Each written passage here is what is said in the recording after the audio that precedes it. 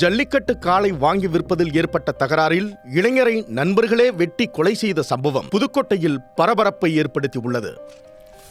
புதுக்கோட்டை மாவட்டம் கீழ வேப்பங்குடியைச் சேர்ந்த 25 வயதான இன்பரசன் சென்ட்ரிங் வேலை செய்து வரும் நிலையில் இவர் ஜல்லிக்கட்டு போட்டிகளில் பங்கேற்று காளைகளை அடக்கியும் ஜல்லிக்கட்டு காளைகளை வாங்கி விற்கும் வேலையும் செய்து வந்துள்ளார். இது தொடர்பாக கடந்த 2 மாதங்களுக்கு முன்பு டாஸ்மாக் கடையில் வைத்து இன்பரசனை அவரது நண்பர்களான பரமேஸ்வரன் உள்ளிட்ட பலர் கடுமையாக தாக்கியுள்ளனர்.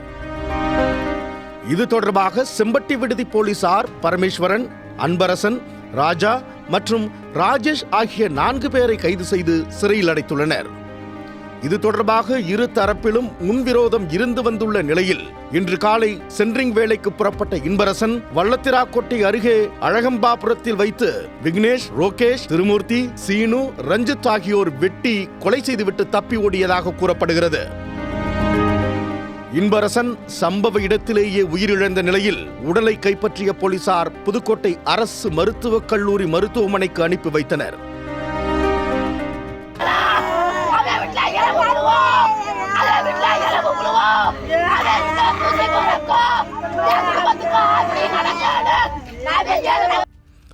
இந்த சம்பவம் குறித்து வல்லாத்திராக்கோட்டை போலீசார் விசாரணை மேற்கொண்டு வருகின்றனர். இந்த நிலையில் புதுக்கோட்டை தஞ்சாவூர் சாலையில் முள்ளூர் அருகே உறவினர்கள் இன்பரசனை கொலை செய்தவர்களை கைது செய்ய வலியுறுத்தி சாலையில் அமர்ந்து மறியல் போராட்டத்தில் ஈடுபட்டனர்.